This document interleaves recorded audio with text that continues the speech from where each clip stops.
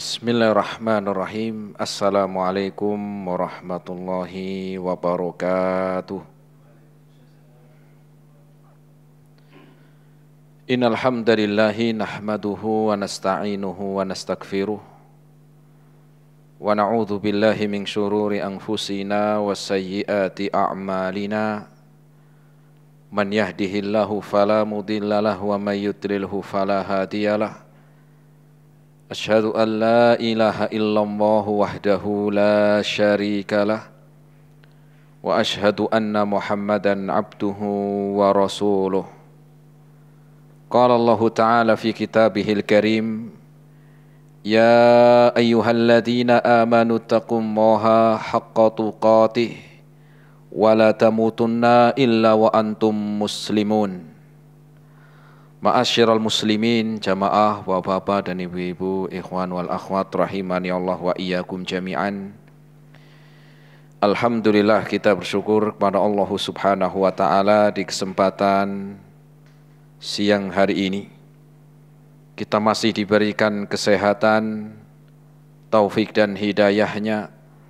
Semoga amal ibadah kita Allah Subhanahu wa taala menerimanya, dan semoga ilmu yang kita dapatkan bisa kita amalkan sebagai bekal untuk menghadap kepada Allahu Rabbul Alamin.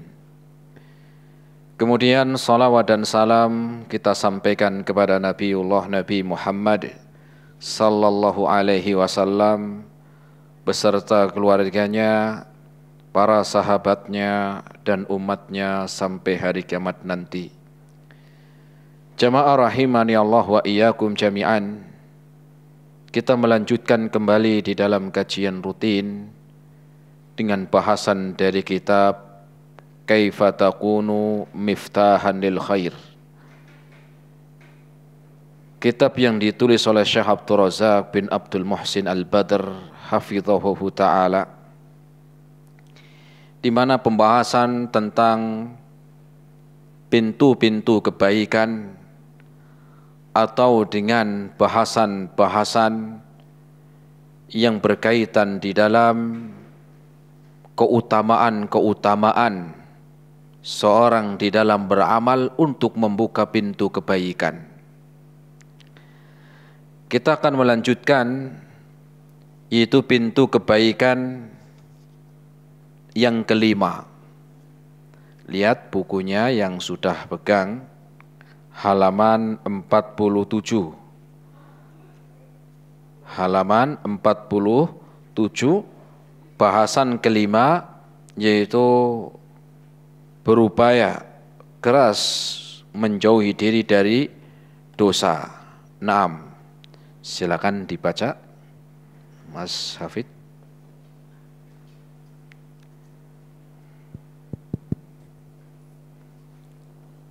Berupaya keras menjauhkan diri dari dosa.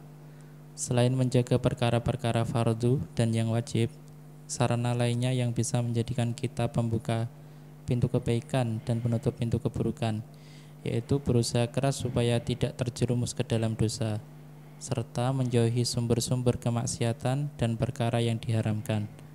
Imam Ahmad rahimahullah meriwayatkan dalam musnadnya dari An-Nawas bin Sam'an radhiyallahu anhu bahwa Rasulullah sallallahu alaihi wasallam bersabda,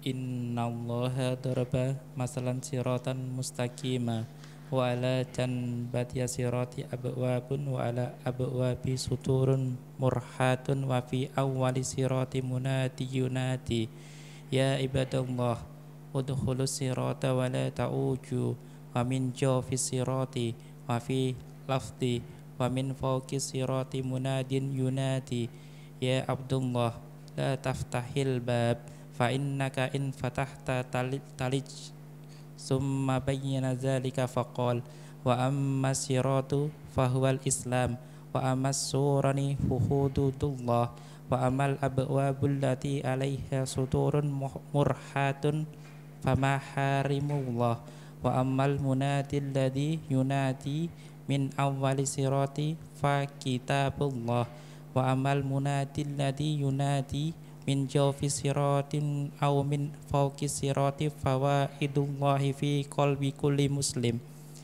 Allah telah membuat perumpamaan dengan siratal mustaqim, jalan yang lurus. Pada dua sisi jalan itu terdapat pintu-pintu. Di atasnya pintu-pintu itu terdapat tirai yang menjuntai. Di pintu masuk jalan tersebut ada penyeru yang berseru, "Wahai hamba Allah, masuklah ke jalan itu dan janganlah kalian menyimpang dari tengah jalan." Dan dalam riwayat lain, dari atas jalan ada penyeru yang berseru, "Wahai hamba Allah, janganlah kamu membuka pintu itu, karena jika kamu membukanya, maka niscaya kau akan masuk ke dalamnya." Nabi SAW menjelaskan perumpamaan itu. Jalan yang dimaksud ialah Islam. Dua pagar yang dimaksud adalah hukum-hukum Allah. Pintu-pintu tertutup tirai yang menjuntai itu adalah larangan Allah. Penyeru yang berseru dari awal jalan itu adalah kitabullah. Penyeru yang berseru dari tengah jalan atau dari atas jalan adalah penasihat Allah dalam hati setiap muslim. Ya. Jamaah rahimani Allah wa iyyakum jami'an. Bahasan yang kelima di antara pembuka pintu kebaikan dan menutup pintu keburukan, berupaya keras menjauhkan diri dari dosa. Di pertemuan sebelumnya, pembahasannya adalah berusaha untuk menjaga perintah yang wajib. Dan ternyata pintu kebaikan itu bukan hanya seseorang menjaga perintah-perintah yang wajib, baik itu dalam melaksanakan ataupun di dalam mengamalkan. Tetapi ada yang lain di antaranya adalah dengan berusaha untuk menjauhi dari dosa dan maksiat. Rasul SAW dalam hadis riwayat Imam Muslim ini memberikan sebuah perumpamaan dengan satu jalan lurus, di mana satu jalan lurus ini akan mengantarkan seseorang kepada kebahagiaan, akan mengantarkan seseorang kepada kegembiraan dan mengantarkan kepada surga. Tetapi jalan ini bukan jalan yang pendek dan juga bukan perjalanan yang mudah. Kenapa? Dalam satu perjalanan ini yang lurus, ada di dalam sisi-sisi jalan tersebut ada pintu-pintu yang tertutup oleh tirai. Ada pintu-pintu yang tertutup oleh tirai-tirai. Sehingga seseorang yang akan melewati jalan tersebut tidaklah seorang yang melewati jalan yang lurus tadi kecuali telah diingatkan di awal. Apa yang diingatkan kepada seorang yang akan melewati jalan ini? Maka diingatkan, jangan engkau berbelok dari jalan yang lurus. Jangan menyimpang dari jalan yang sudah ada. Terus saja maju, terus saja lurus jalan. Dan jangan penasaran, dan jangan pengen tahu, dan jangan membuka pintu-pintu yang ada tirainya tersebut. Apa makna dari hadis ini? Rasul SAW membuat perumpamaan. Maknanya adalah jalan yang lurus tadi adalah syariat. Jalan yang lurus tadi adalah syariatul Islam yang kita diperintahkan untuk lurus terus sampai akhir di dalam perintah yang kita tuju. Dan jangan kita terpengaruh dan terus penasaran sampai membuka pintu. Kenapa? Karena pintu-pintu tersebut adalah yang menyeru kepada perbuatan dosa dan maksiat. Dan yang mengingatkan agar engkau tidak menyimpang dari jalan yang lurus dan tidak membuka pintu, itu adalah Al-Quran. Itu adalah Al-Quran yang mengingatkan tentang untuk berjalan lurus dan akhir di mana dari jalan tersebut adalah surga. Akhir dari jalan tersebut adalah kebahagiaan. Nah, itulah di antara atau Rasul membuat perumpamaan. Bahkan disebutkan Allah membuat perumpamaan tentang perbuatan dosa dan maksiat. Kenapa? Karena orang itu umumnya itu seringkali penasaran. Ada sesuatu yang kayaknya aneh dikit, penasaran. Misalnya antum lagi jalan rame-rame, ada di sebelah jalan itu rame-rame, apa sih? Mulai dari jauh sudah mulai apa? Pelan, pengen tahu, penasaran. Nah, itulah maknanya bahwa pintu-pintu yang ada di sisi-sisi jalan itu dan yang tertutup, ya, ada tirai-tirai yang menutup pintu tersebut, itu adalah perbuatan yang apa? Mengakibatkan perbuatan dosa dan maksiat. Dan jalan yang lurus itu adalah syariat Islam sampai ujung. Ya. Naam. Jamaah rahimani Allah wa iyyakum jami'an. Tentunya sebagai manusia tidak ada orang yang luput dari perbuatan dosa dan maksiat. Tetapi juga bukan berarti kita pasrah lah, sudahlah saya pasrah aja. Kan memang manusia itu tempatnya kesalahan dan dosa. Harusnya ketika kita tahu bahwa manusia itu tempatnya kesalahan, tempatnya dosa dan tempat di mana seorang melakukan perbuatan ya yang menyimpang, bukan berarti kita malah pasrah. Justru hati-hati. Justru diingatkan biar lebih apa? Hati-hati. Ini awas jalannya di sini yang arah ke selatan itu jalannya banyak lubang. Jalannya banyak lubang dan jalannya apa? Ya, seringkali di situ orang banyak kecelakaan. Tentunya ketika kita diingatkan dengan jalan yang seperti itu, hati-hati agar kita ya jangan sampai termasuk orang yang terjatuh padahal sudah diingatkan. Jangan sampai menjadi orang-orang yang lupa dengan apa? Dengan peringatan sehingga kita termasuk orang yang ya, orang yang rugi. Dan tentunya jamaah rahimani Allah wa iyyakum jami'an. Karena perbuatan maksiat dan dosa itu ada pengaruh di dalam kehidupan seorang di dunia.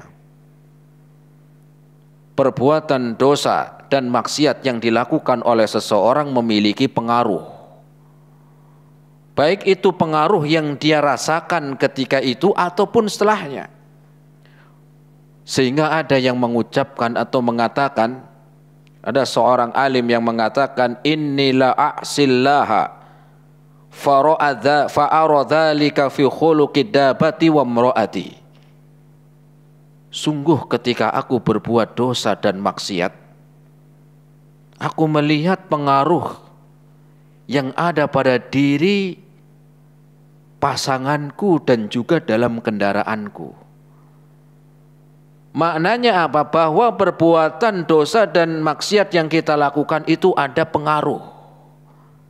Ya.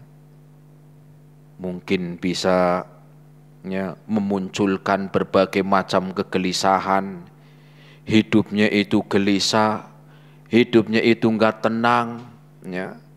Galau katanya orang sekarang, hidupnya apa? Galau. Atau mungkin hidupnya kurang nyaman, padahal semua yang diinginkan ada. Punya rumah, punya kendaraan, punya harta, punya kedudukan, tapi hidupnya penuh dengan kegelisahan dan kegalauan, mungkin karena perbuatan dosa. Kenapa? Karena perbuatan dosa dan maksiat itu membuahkan efek. Baik efek dari perbuatan dosa dan maksiat yang kita rasakan hari ini, atau besok, atau seminggu lagi, atau tahun depan. Yang penting bahwa dosa itu memiliki efek. Dosa dan maksiat yang dilakukan seorang ada efek negatif. Ya. Rumah tangganya ribut terus. Padahal ya apa? Padahal ya punya ya semuanya yang diinginkan ada, hidupnya berkecukupan, kurang apa? Tapi yang ada ribut. Bukan berarti kalau ini ada rumah tangga yang lagi ribut, oh ini udah banyakan dosa nih ya, belum tentu. Tetapi ini sebagai di antara efek perbuatan dosa yang dilakukan seorang itu pasti ada balasannya. Ada pengaruhnya, ya, ada pengaruh dan ada efek. Ya. Punya istri, istrinya ngelawan mulu. Ya. Kalau lagi ribut, sudah ngomongnya enggak dijaga. Apa jenengan mas? Kamu kesini kan modal kolor doang kamu. Ya kan emosi mungkin ya begitu. Atau mungkin suaminya. Ya. Biasanya baik, biasanya sayang. Ini apa? Berubah keadaan. Berubah sikap dan akhlaknya. Menjadi apa? Menjadi garang yang tadinya sayang. Kemudian menjadi kurang apa? Perhatian. Mungkin dari perbuatan dosa yang telah dilakukan seseorang sehingga akan berpengaruh. Ya. Usahanya tambah susah, ya, usahanya, dagangannya, bukannya tambah berjalan baik, terus berkurang mungkin. Kenapa? Karena dosa dan maksiat itu ada pengaruh di dunia sebelum di akhirat. Perbuatan dosa dan maksiat itu ada pengaruh yang pasti dirasakan, baik itu di dunia sebelum nanti di hari kiamat. Ya. Gagal panen. Oh ini karena tikusnya banyak gini, jadinya gagal panen. Ya.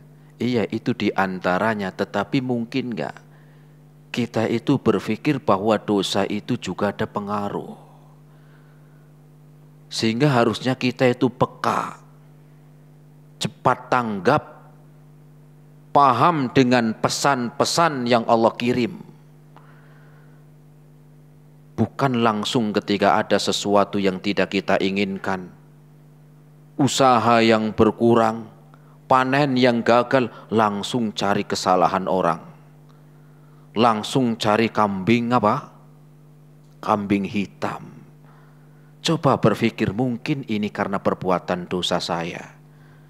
Mungkin ini karena perbuatan dari maksiat yang saya lakukan, sehingga menimbulkan ya suatu perbuatan yang kita tidak inginkan. Belum lagi nanti pada hari kiamat. Dan ini Allah sebutkan di dalam Al-Quran dalam surat Asy-Syura ayat yang ke-30. Surat apa? Asy-Syura, surat Syura ayat yang ke-30, Allah berfirman, ma asabakum min musibatin fabima kasabat aydikum. Dan tidaklah suatu musibah yang menimpa kalian kecuali itu karena sebab yang telah dilakukan oleh tangan kalian. Dan tidaklah suatu musibah yang menimpa kalian itu disebabkan karena ulah kalian sendiri. Apa ulah ya manusia itu sendiri? Perbuatan dosa dan maksiat. Kenapa? Karena perbuatan dosa dan maksiat memiliki pengaruh. Pengaruh di dunia sebelum di akhirat nanti. Mungkin saya melakukan ini nggak ada yang tahu. Saya ketika melakukan ini kan orang nggak tahu, nggak dengar, nggak lihat, dan dijamin aman. Tetapi ingat ma'asyiral muslimin, bahwa perbuatan yang kita lakukan ketika melakukan perbuatan dosa, walaupun manusia tidak ada yang melihat, walaupun manusia tidak ada yang mendengar, tetapi Allah dengar, Allah melihat, dan Allah juga tahu. Sehingga perbuatan yang kita lakukan cepat atau lambat akan membuahkan hasil. Cepat atau lambat akan berefek. Baik itu sekarang, besok, atau 10 tahun lagi, atau 20 tahun lagi. Kenapa? Karena perbuatan dosa dan maksiat itu tidak ada yang gratis. Tidak ada yang lolos. Tidak ada yang selamat. Hidupnya sakit-sakitan terus. Ya, sakit, sebulan sekali sakit. Ya, 2 bulan sakitnya 3 kali. Jangan menyalahkan siapa-siapa dulu. Jangan menyalahkan orang lain, apalagi nyari kambing hitam. Kalau nyari sate kambing mah banyak. Tetapi coba muhasabah diri. Apakah mungkin saya terjadi seperti ini? Itu karena perbuatan dosa yang saya lakukan. Kenapa? Karena Allah katakan ma asobakum min musibatin fabima kasabat aidikum. Dan tidaklah suatu musibah yang menimpa kita, baik itu musibah yang menyeluruh orang banyak ataupun musibah yang menimpa kita, itu semua karena sebab yang kita lakukan. Yang kalian lakukan, apa itu sebabnya? Dosa dan maksiat. Ma'asyiral muslimin jamaah rahimani Allah wa iyyakum jami'an. Tentunya kita pun tidak akan selamat dari perbuatan dosa dan maksiat. Tetapi Rasul mengingatkan bahwa perbuatan dosa dan maksiat itu karena ada sebab. Perbuatan dosa dan maksiat yang seorang lakukan itu karena ada sebab. Tidak mungkin tidak ada sebab. Di antara penyebab seorang melakukan dosa dan maksiat itu karena hawa nafsu. Karena apa? Hawa nafsu. Bukan berarti kita tidak boleh memiliki hawa nafsu, boleh. Tetapi ketika hawa nafsu ini menjadikan dia apa? Tidak terarah dan tidak terkontrol oleh syariat, sehingga hawa nafsunya akan lebih buruk. Manusia cinta kepada dunia, wajar. Manusia itu cinta terhadap harta, dunia, wajar, karena memang fitrahnya. Apa fitrah? Gawan bayi. Gampangnya begitu. Tabiat manusia itu memiliki kecintaan terhadap dunia karena memiliki hawa nafsu. Mau itu tua, mau itu muda, mau itu laki-laki ataupun perempuan, mau itu kaya ataupun miskin, memiliki hawa nafsu. Di antara hawa nafsu seorang cinta terhadap harta. Makanya Rasul pernah mengatakan, ma yazalul kabiru syaban fi itsnain. Senantiasa orang itu walaupun sudah tua itu kayak masih muda dalam 2 hal. Yang pertama apa? Fi hubbi dunya wa tulil amal. Pertama di dalam kecintaan terhadap dunia. Yang keduanya angan-angan panjang. Orang cinta terhadap dunia, mau itu tua, mau itu muda, senang. Mau itu orang awam, mau itu orang alim, mau itu ustadz, mau itu jamaah, semua cinta terhadap dunia. Tetapi jangan sampai dunia ini akan menguasai dirinya sehingga menyelisih syariat Islam. Sudah tidak peduli lagi di dalam mencari yang halal. Tidak peduli lagi mana yang halal dan mana yang haram. Hanya menginginkan keuntungan dan keuntungan. Hawa nafsu. Tidak peduli lagi dengan zakat. Tidak peduli lagi di dalam dia beribadah kepada Allah Subhanahu wa ta'ala. Sehingga itulah hawa nafsunya telah mengalahkan dia di dalam apa? Di dalam seseorang melakukan perbuatan maksiat. Ketika hawa nafsunya telah mengalahkan dia, maka dia pun akan apa? Maka telah keluar dari jalan yang tadi telah ditutup. telah ada pintu-pintu yang tertutup oleh tirai. Ya. Dan ini Allah Subhanahu wa taala menyebutkan dalam Al-Qur'an dalam surat Yusuf ayat yang ke-53. Surat apa? Yusuf ayat yang ke-53. Allah Subhanahu wa taala berfirman, "Innan nafsa la'ammaratun bisu' illa ma rahima rabbi. Inna rabbi ghafurur rahim." Sesungguhnya jiwa manusia itu, hawa nafsu manusia itu la ammaratun bisu. Itu keinginannya itu ngajak kepada keburukan. Di situ ada peperangan untuk melakukan atau tidak. Ada perjuangan di dalam menghadapi hawa nafsu itu. Illa ma rahima rabbi, kecuali yang Allah Subhanahu wa taala berikan rahmatnya. Cinta terhadap dunia seringkali akhirnya dia tidak peduli lagi dengan halal dan haram. Kecintaan terhadap dunia termasuk di dalam hawa nafsu sampai meninggalkan kewajiban-kewajiban. Kecintaan terhadap harta sampai menjadikan dia meninggalkan ya yang diwajibkan atau dia melakukan yang diharamkan. Karena apa? Karena Allah telah menyebutkan inna nafsala ammaratun bisu. Sesungguhnya jiwa manusia itu, hawa nafsunya itu mengajak untuk berbuat keburukan, sehingga di sana ya syariat inilah yang sebagai benteng. Ketika syariat ini kita ya kuatkan, maka kita berusaha meninggalkan perbuatan yang diharamkan, maka di sana dia akan menjadi kuat. Dan sebaliknya, kecintaan terhadap popularitas, jabatan, ini juga hawa nafsu. Ya.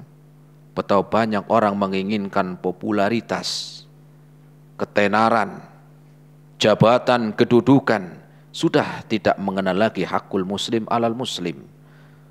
Menyebarkan berita palsu, menyebarkan berita bohong, menjatuhkan kehormatan demi sedikit dari dunia yang dia inginkan, dari menginginkan jabatan dan kedudukan. Sehingga Rasul pernah mengatakan tentang hawa nafsu ini, Rasul mengatakan ma dhi'bani ja'i'ani ursila ala ghanamin. Rasul membuat permisalan seorang yang tamak terhadap dunia dan jabatan, ketenaran, ya, itu akan lebih merusak dibandingkan 2 ekor serigala yang lagi lapar, kemudian dilepas di situ kambing gemuk. Dengan kalau bayangkan ada serigala lagi lapar, entah itu puasa atau apalah, yang penting lapar. Kemudian dilepas di situ kambing gemuk. Kira-kira jenengan lihat apa yang terjadi dengan kambing ini? Wah, ngeri. Ya, 2 ekor serigala lagi lapar dilepas di situ kambing, ya udah hancur sudah. Ternyata Rasul mengatakan bi afsadihima. Ternyata orang yang tamak terhadap dunia karena hawa nafsunya tadi telah mengalahkannya, itu lebih buruk dari 2 ekor serigala yang telah menghabisi kambing. Kenapa? Kalaupun serigala yang memakan kambing itu sudah selesai, dia pergi, udah kenyang, pergi. Berbeda dengan manusia. Manusia enggak cukup, tidak akan pernah merasa puas.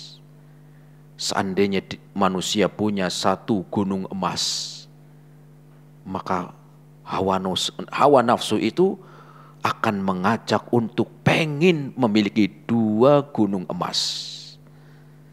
Kalau sudah punya 2 gunung emas, dia pengen yang ketiganya. Itulah hawa nafsu manusia, sehingga lebih rusak dari hewan yang tadi ya, lebih rusak dari 2 ekor serigala yang lagi kelaparan. Ya. Belum lagi tentang ketenaran. Orang kalau sudah senang dengan popularitas pujian, sudah tidak peduli lagi dengan halal dan haram. Bahkan seringkali apalagi kalau sudah gila pujian, ngeri jemaah. Ya. Orang kalau misalnya ada orang ngasih uang antum, uang palsu, ternyata uang palsu. Antum kecewa enggak? Jengkel enggak? Jengkel, dikasih uang kok palsu.